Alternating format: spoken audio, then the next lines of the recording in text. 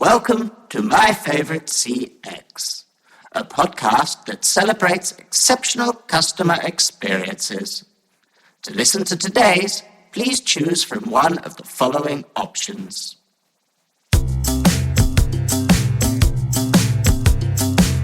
Welcome to My Favorite Customer Experience, the podcast that celebrates exceptional customer experiences. I'm your host, Chris Holt from Holt CX Consultancy in the UK, and I'm joined by friend of the show, James Parkin, co-founder of GAIA-CC, the Global Association of AI and CX Consultants. James, welcome back to the show.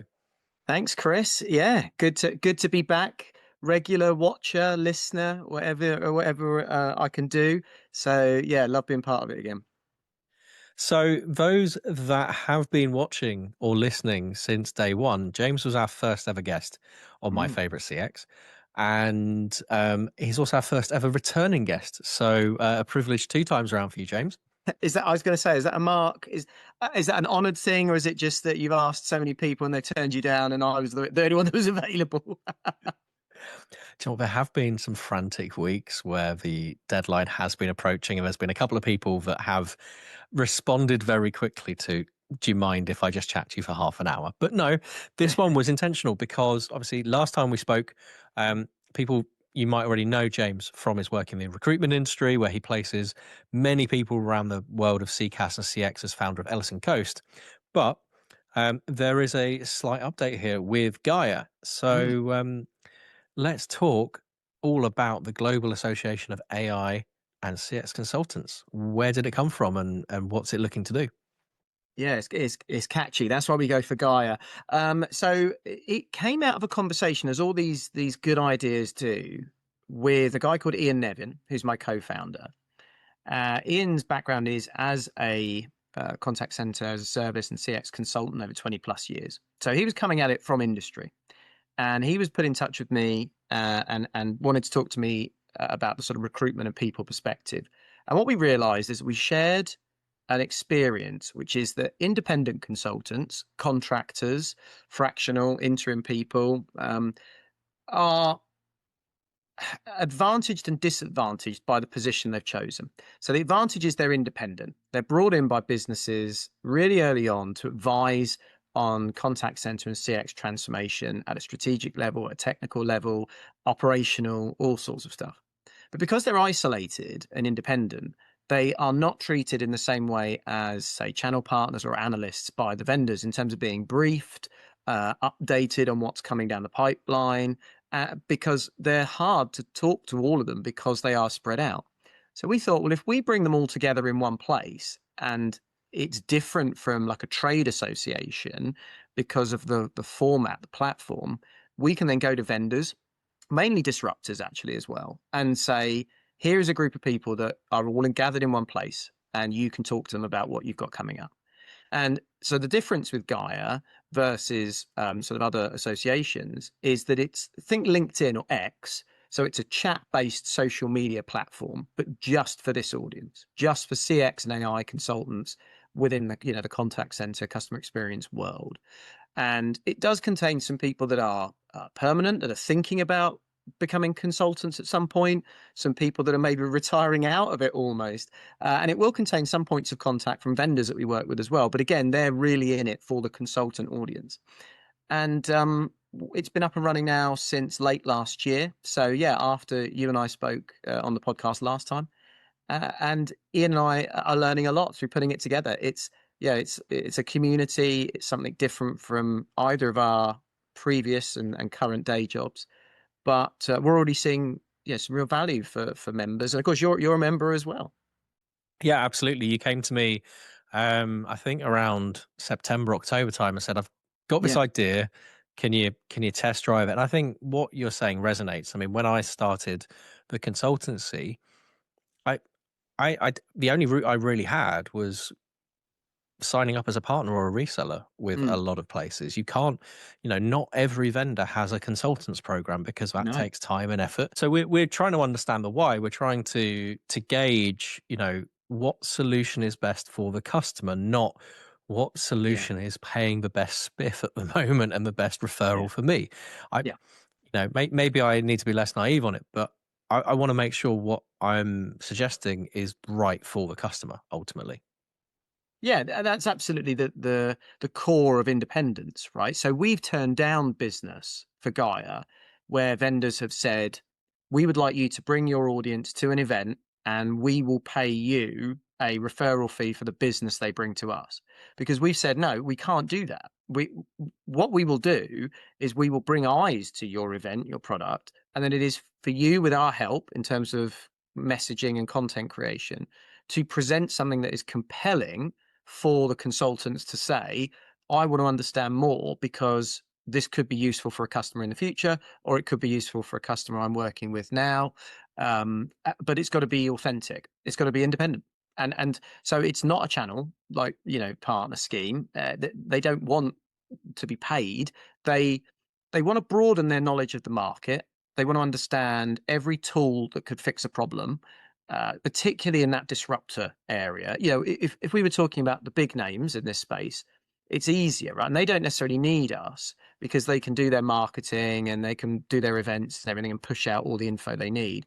But if you're a disruptor, so one of the companies we did work with early on was ujet.cx. Now, you might not necessarily think of them as a disruptor because you know who their sort of parent company is and stuff. Now they've acquired businesses and become very sort of vocal. But initially back then, they kind of were. And so our ability to put consultants in a room with them who could then quietly find out more about the UJet platform, where its unique selling points are, why it's different, what it would suit, what it wouldn't suit, etc., was really valuable. And then it's about follow-up, right? So then it's about being part of a community. So we're not advertising and marketing. We are engagement and community. So it's a different way of thinking about talking to people, but that's the point. They're people, they're not businesses.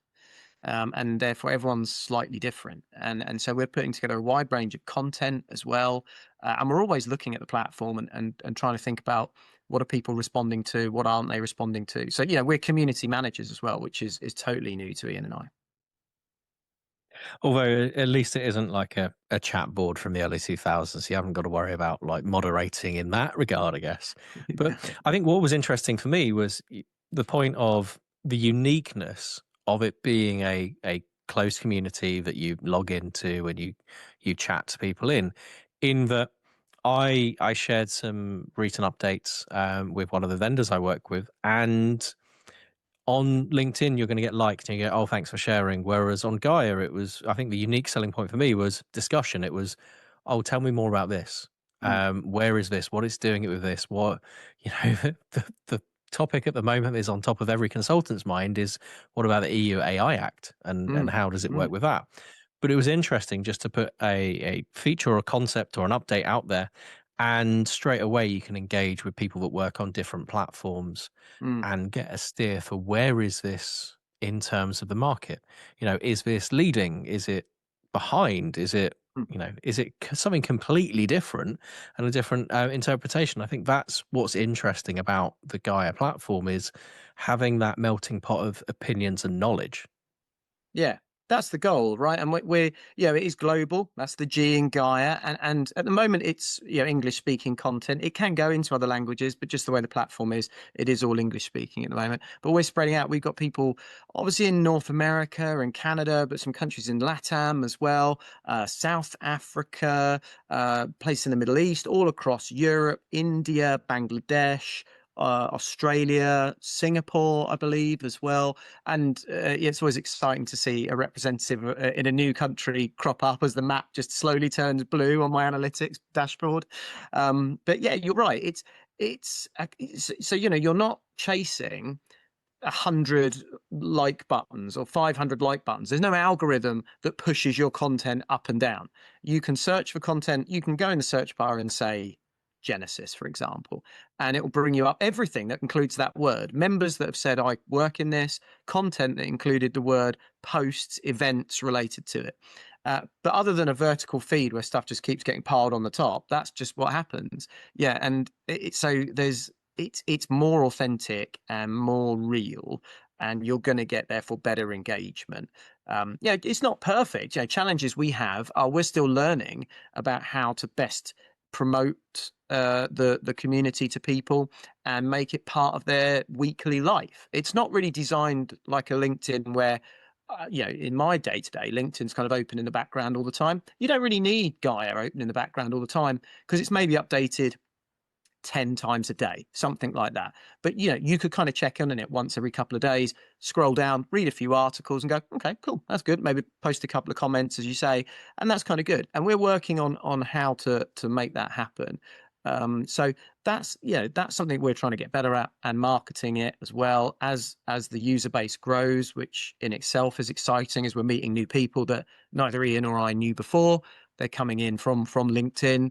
As someone described it early on, and I often use the phrase now, it's a safe space because you can kind of come on there and say something and you're not going to get advertised at. There's no AI generated content. You're not going to suddenly flag up in someone's sales funnel or anything like that. You can go on there, say what you want, and within in the CX world, and within just professional courtesy and respect, and you'll have a proper discussion about it. And it's so far, I'm really pleased. We've been able to do things like connect consultants to opportunities, connect consultants to jobs, connect people to one another that hadn't worked together before. We've been referred people that are new into consulting, that have left long-term permanent careers, but now, and you and I have both done this journey, right? I founded my business a couple of years ago. You founded your business, and having support, having people that say, yeah, it's going to be okay. I've been doing this for 5 years, 10 years, 20 years. Is useful as well, and connect people to content and products they weren't aware of. In terms of those vendors that we are working with that want to get exposure as well, and we're doing more and more in-person stuff as well now. As we did with UJet, we hosted an in-person event for them.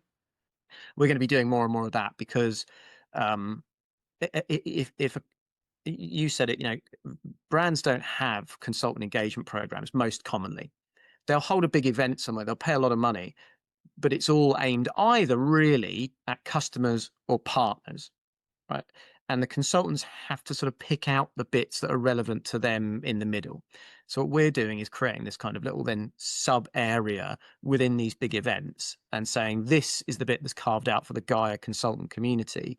So the messaging there is specific for them, because for vendors, consultants influence like over 50% of CX deals out there. And some of them you don't even know. We had an example where I was speaking to a company and they were the incumbent on a project, and they lost the renewal, and they had no idea there was a consultant involved. And it was the consultant that was involved that had made the decision about who was on that RFI, and the incumbent was not included. And the company had spent their time working with the account team, working with the CX team. They thought they had all the bases covered, but there was someone else in there being paid to make the decisions to that company, and they said the incumbent does not offer the solution you need going forward. Now, whether that's right or wrong, I'm making no judgment. But when I spoke to the company and I said, well, we know the consultant that did that. They went, what? We didn't, what? They literally didn't know there was a consultant on it. And that can be avoided if you have a consultant engagement program, or you come and market to something like Gaia.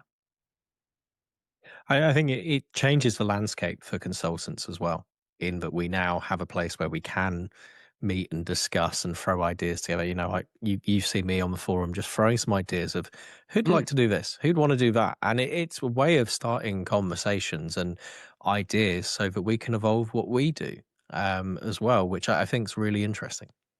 Yeah. And, we're the fun thing with it is as well, I've done it. I don't post too much stuff, but as like part of Gaia HQ, we obviously have to post certain things. And some stuff you post and like just no one's interested. And that's okay. That's cool because it's a specific community and maybe I've just missed the tone. We were talking earlier on about EU data sovereignty. So we've got a webinar coming up on that. And that's something that just everybody's kind of talking about. And VCons, I post that about VCons. And there was a couple of people went, that's a new word to me. Word of the day. What's that? Yeah, that was me. But it ties in. And I was talking about some human in the loop, human on the loop stuff as well. And actually that ties in as well.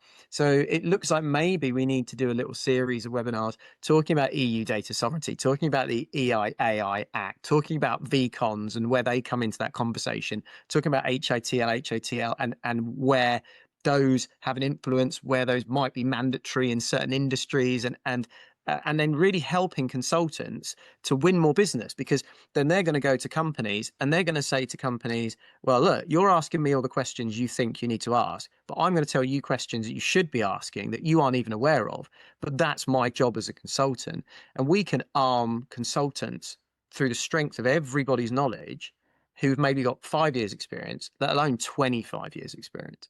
And and then bring the whole standard up. That's the goal. It's got to be authentic. That's the goal for us. That's our North Star. And it's going to take a while to get there. And we want the help of the community. We're listening. We don't moderate and say, no, you can't post that. You can't post this. We've not had to moderate anything to date yet, touch wood, in months of operating. So yeah, I obviously people listening to this, if it sounds intriguing, but hopefully we can get the website. We'll get the links in. Don't worry. Yeah, we'll do that. Come and join us and find out what and make suggestions. Say what you think. I'd like to see more of this. That hasn't worked for me. And Ian and I are always learning. And it was obviously massively beneficial having yourself and the rest of the sort of the testing team that came on initially and helped us out. But we feel like we're at a level now where there's something just even more exciting just over the horizon, as the more and more content coming out, more and more businesses are seeing the light of talking to the consultant community in this manner. I think it's really exciting as well, moving it from something that's nascent to something that is going to be a place, but one is compelling for the consultants. So to your point, you log in every day, every couple of days to see what's going on, but also for the vendors and end businesses going, where can I find a consultant? And, once the name's out there and it's known, then that becomes an easier thing of, instead of, when a vendor does launch a consultant program, instead of them just fishing, they can come straight to GAIA and go, can we just get this out to your people? It makes a big difference. Yeah, because one of the things that consultants are also fighting against now is vendors and partners are, let's be fair, rebranding areas of their business to call themselves professional services. And they're carving that bit off and saying, oh, this is a professional services entity, where it is and it isn't. It is, but then what they'll sell you is back what they want to sell you in the first place. The independence bit is questionable. But consultants are now finding, they're going into processes and they're having to compete with big teams that can talk about all sorts of case studies that are not 100% truthful. They're coming from a vendor, right? So this is really a vendor in disguise telling you they're independent and giving you case studies, but they all lead back to the same place. The thing with the community, and we created a members badge, a stamp that people can put on projects they're working on, bids and things like that, is they can be stronger than just themselves. So you might have a strategic CX consultant, but they might want a technical specialist, almost like a solutions architect, to work with them. They might also want a change or transformation specialist who's not necessarily CX or technically skilled, but who just understands business change and transformation. You then might want someone who's operational, who's actually worked in a contact center and says, we need to look at the processes, we need to look at customer journeys. And then you might want someone who could follow all that up with training. And he's looking at employee well-being and retention and strategies for that as well. And all of that together can then make a really compelling end-to-end story. And that's what we've seen happen, is people coming and saying, does anybody know someone who could do this with me? And someone going, yeah, I could do that. And you have a few conversations and you broaden that network. Because we all know what it's like. We all work within communities and we say, well, I've got a network, but it's probably closed. It's not actually constantly growing. And that's because that's a time-consuming and hard thing to do. I've done some videos recently on LinkedIn networks, and when you start digging into how you grow these things, people think it's a time sink. So the other thing that GAIA does is because it just puts things in one place, you can put one message out, and that helps you break the walls of your existing network into another group of people. And it all then leads back, hopefully, to consultants winning more business. And that's the next thing for us is, we've got customers, as you said, coming to us now and saying, can you find me a consultant for this? And we're at the point now where we're saying yes. Which I think is a pretty awesome story for 6 months in. Yeah. Yeah, I think, Ian and I, we have regular catch-ups, obviously, and we're often digging into. We spend too much time in the business than rather than looking at the business. Yeah. But yeah, sometimes we take a step back and grab a coffee somewhere and go, that's pretty cool that we managed that, actually, isn't it? As outwardly confident as we appear, we not everything we've touched has worked. And there's stuff, we create pages and areas of the platform that we think people are going to love. And then quietly a month later, we take it down because no one's visited. Or we post articles that we're super excited about and no one reads it. Same as LinkedIn, right? Yeah. But then you post something else and it just absolutely takes off. One of the clips, a clip from one of our webinars was on YouTube, and over the weekend it got 19,000 views. It's up to 20,000 now. And if you say, James, that's brilliant, why? I literally could not tell you. That's YouTube. I could not tell you. Yeah. What I can tell you Good is luck with that algorithm. Yeah, it's good content, and the guests that we had create that with us were fantastic quality and really engaging. But then I could say that about everything, and not everything does that. But that's the power of social media, right? It's all a bit of a mystery sometimes. Well, I'll tell you what, let's leave it there for now, and let's come back after a short pause and we'll talk about a favorite customer experience. Love it. Your call is important to us. Please hold, and you'll be connected to your next favorite customer experience shortly.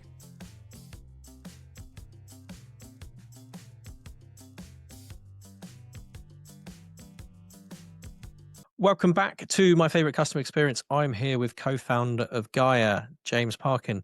James, you've had the honor before of sharing a favorite customer experience with us. Yes. Why don't you share another? Your new favorite, your favoritist customer experience, as it's your second. My most up to date. Do you know what? I thought of one. We were talking at the top, and I said, "Oh, I'm sure something will come to me," and it did. I realised that I've told quite a few people this just in my real life, not in the CX world. So I like to drive old Land Rovers, Range Rovers, L322s to be precise. They are plagued with problems. They're so bad that if you want to get your windscreen wipers replaced or your headlights replaced and you try and book it at a Halfords, they won't touch it. They're like, no, don't want anything to do with you. They won't do an MOT on it. They won't touch it. They're that bad, right? You have to take it to special garages that go, yes, we understand most of it is broken, but it is fine and it is roadworthy. So I bought the first year's car insurance through a well-known online only car insurance company that might rhyme with Be Sure, and it's all fine and dandy. Never needed them for anything. But then I got an email on like a Friday, and the subject line of the email was, "Your car insurance is up for renewal on." This was over the end of December. It was like January 4th or something. So typically, you go, okay, they're probably giving me 2-3 weeks notice, and they are then going to tell me they want to renew it, and the price will probably go up. And I'm fully anticipating that. Right? So I'll get to it. So it's like end of the year, Christmas, New Year's period. So I ignored it. Needed the car for something on January 3rd. Went out, no problem. January 4th, I thought, I'm going to sit down and do some emails. So I got to it and I thought, oh yeah, good point. Insurance. Opened it up. What the email said is, your car insurance is up for renewal on January 2nd. We really appreciate your custom. Best of luck in the future. They offered me no renewal. They weren't interested. Now, I don't know if that says more about the L322 Range Rovers, but literally, when they didn't want a renewal, they gave me like about 3 or 4 days notice right at the end of the year over that holiday period. So I'd actually driven it the day before, uninsured, unbeknownst to me at that time, but ignorance is no defense, right? But I would not have known, because in every other interaction, they mail you about a month out going, it's going to go up by a few quid. You don't have to do anything. It'll be fine. There was nothing saying like urgent or act now or anything. No call to action to make you know that there's. So this is essentially, this is starting as a bad customer experience. So this is where you're going to sweep in and tell us someone saved the day. Well, yeah, I just had to go shopping again, didn't I? But I did phone the company and I said, "Oh, I got this email," and I was a bit surprised. I've never seen an email like this.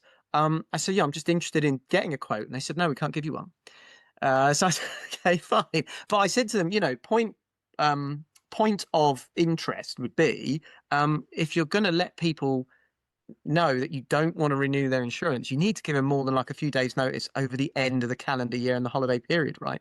And they were very receptive to that. And they did say, yes, we understand that probably isn't ideal. We need to look at that. So, like, it's my favorite piece of CX because it didn't really impact me negatively, although it could have done, right? But it didn't really impact me that negatively. And I just found it funny that they clearly a process I've never seen before. I'm 45 and I've never seen this process where if a company do not want to insure your car, they tell you just a couple of days before with no contact us, no anything, just please go away and don't ask any questions.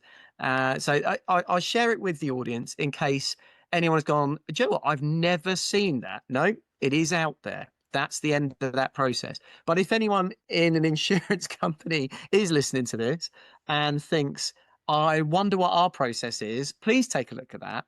And please give your customers at least a couple of weeks' notice and maybe change the subject line text to say, "You will not be insured after this date," because it's Yeah, slightly different maybe in the send middle. out a red envelope. Or no, don't send a red envelope if it's around Christmas time or Valentine's. Might get the wrong idea. Make it really obvious that there's a need for a call to action here, and Yeah. maybe even point the customer in a direction of, whilst we don't want to insure you, you might want to look at this, this, and this. And these are this is a firm that's got an app, right? There is no app notification popped up or anything like that. So again, you've got to think about the channels. And email's great, but it can get lost. That time of year as well. January sales, end of year updates, all that sort of nonsense. So an app update would be, I'd have said, far more applicable for something that's urgent. I'm one of those people that tends to respond to the red button.